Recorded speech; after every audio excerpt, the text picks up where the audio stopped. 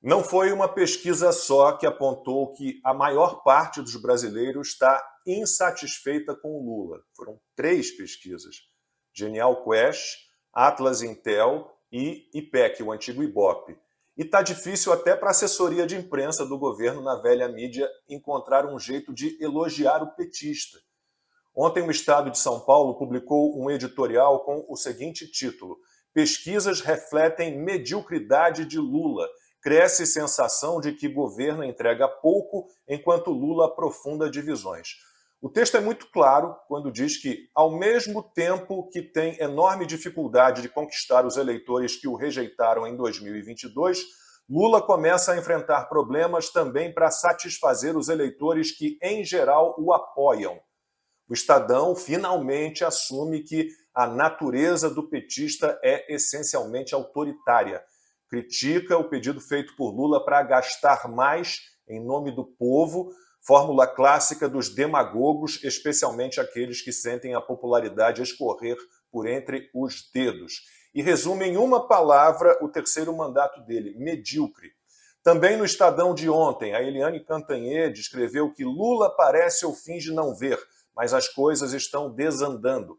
Ela diz que o petista está sempre mal-humorado e faz declarações recheadas de erros, não só de comunicação, mas de informação e compreensão do mundo. E tem mais. Após relativizar a democracia, agora avaliza a lisura das eleições convocadas por Nicolás Maduro, enquanto se cala sobre Alexei Navalny, assassinado por Vladimir Putin, e até sobre a dengue. Fala o que não deve e cala sobre o que deve. E segue a Cantanhede. Lula exercita seu velho populismo e defende mais gastos, quando o principal problema é exatamente o equilíbrio fiscal. Lula só quer gastar. Sua base petista acha lindo, mas a realidade grita. As intervenções políticas e voluntariosas na Petrobras e na Vale custam caro, e a pauta econômica e ambiental do governo está parada. Ainda no Estadão desse domingo, um artigo do Lourival Santana tem o seguinte título: O romance de Lula com a ditadura. O texto começa assim: o regime venezuelano prepara mais uma farsa eleitoral e o governo Lula participa alegremente dela.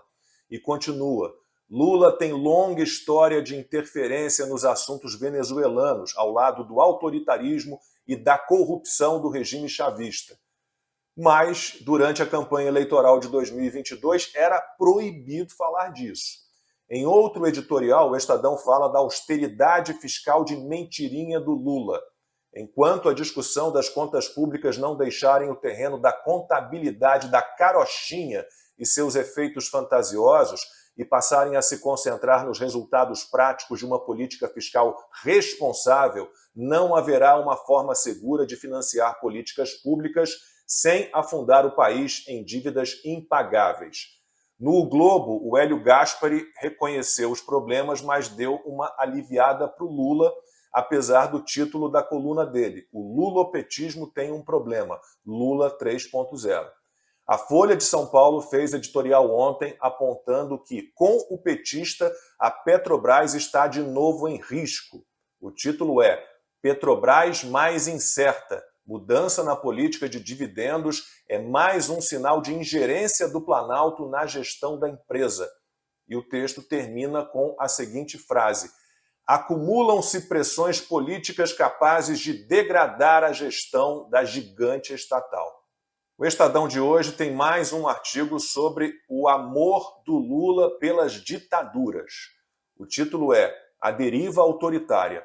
O texto fala da farsa que foi o discurso na campanha de 2022 de que o petista e seu partido representavam uma ampla frente democrática. E ainda lembra a cruzada antissemita do Lula. A Folha de hoje tem mais um artigo sobre o absurdo apoio do petista ao ditador Nicolás Maduro. O título é Lula, o lambe-botas.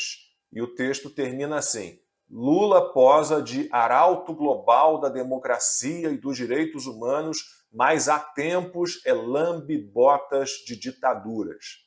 E a Gazeta do Povo, o melhor jornal do país, publicou hoje a seguinte matéria: o que dizem os economistas liberais que fizeram o L em 2022. Todos estão preocupados com a política econômica do petista. Pedro Malan, Helena Landau, Armínio Fraga e Pércio Arida criticam principalmente as visões antiquadas em relação à economia, a falta de preocupação com a questão fiscal e os ataques à política do Banco Central.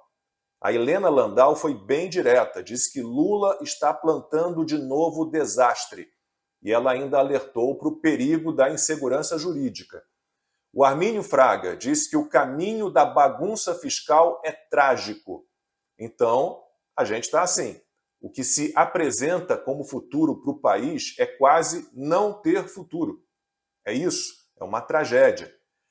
Nem esses liberais que ignoraram a desgraça que o Lula sempre representa, nem a imprensa amiga do petista, estão conseguindo fingir que não tem nada errado. Sabe aquela história de me ajuda a te ajudar? Já não tem mais como. Fatos se impõem. E não enxergar o mundo real, por mais que tenham tentado, por mais que tentem, é impossível.